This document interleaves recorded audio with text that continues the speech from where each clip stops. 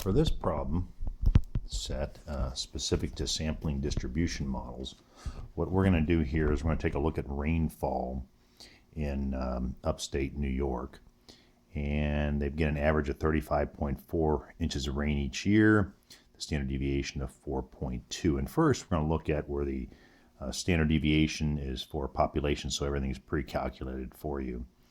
And then the second one is where we're going to take a sample of 4 years, and then you'll be able to see a compare and contrast. And it's not much different as far as the formulas go. The only difference is that the standard deviation needs to be adjusted for a sample instead of the overall population that you're going to go through in the first part.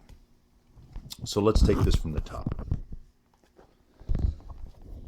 All right, the average, the mu, is equal to 35.4 inches. Okay, you know that because it's given here, the average. The deviation, standard deviation, this is for the overall population, is equal to 4.2.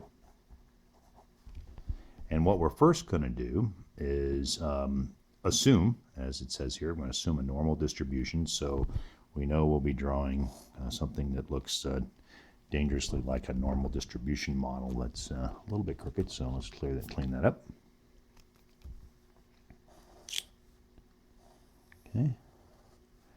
And we know that our mu is going to be 35.4, and our standard deviation is going to be 4.2.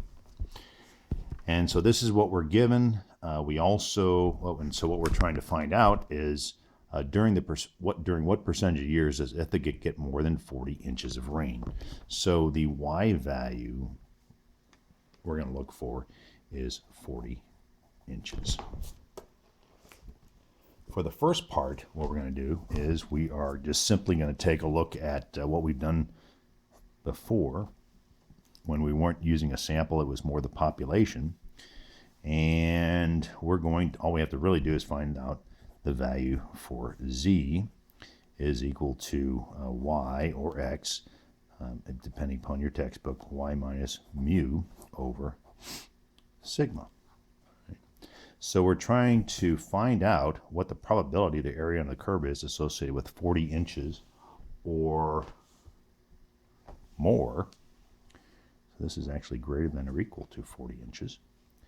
And so we do a little bit of plugging and chugging here, and we know that this is 40 minus 35.4 divided by sigma, which is 4.2.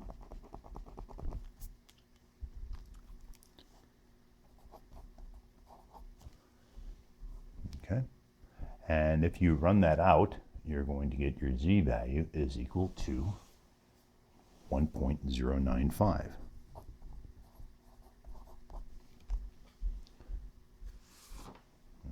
From there, you go over, and this is so this is pretty straightforward at this point. Is we go out and we look for what is the probability of the area under the curve at 40 inches or greater. All right, and so we're trying to isolate that specific section of the area under the curve. And so if we go in and we look up 1.095,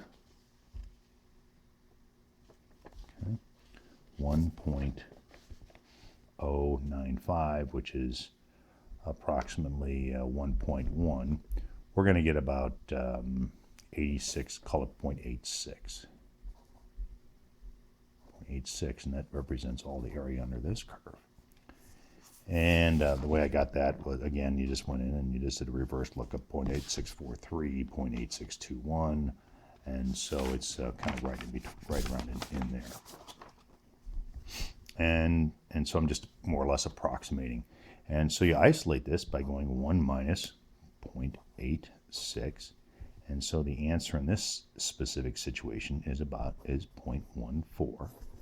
And so you would claim, as a result, that the probability that there was going to be rainfall of greater than 40 inches was about 14%. If you use the exact values and did some extrapolation over here, if you want to be that exact, it would be it would be right at 13.7. And that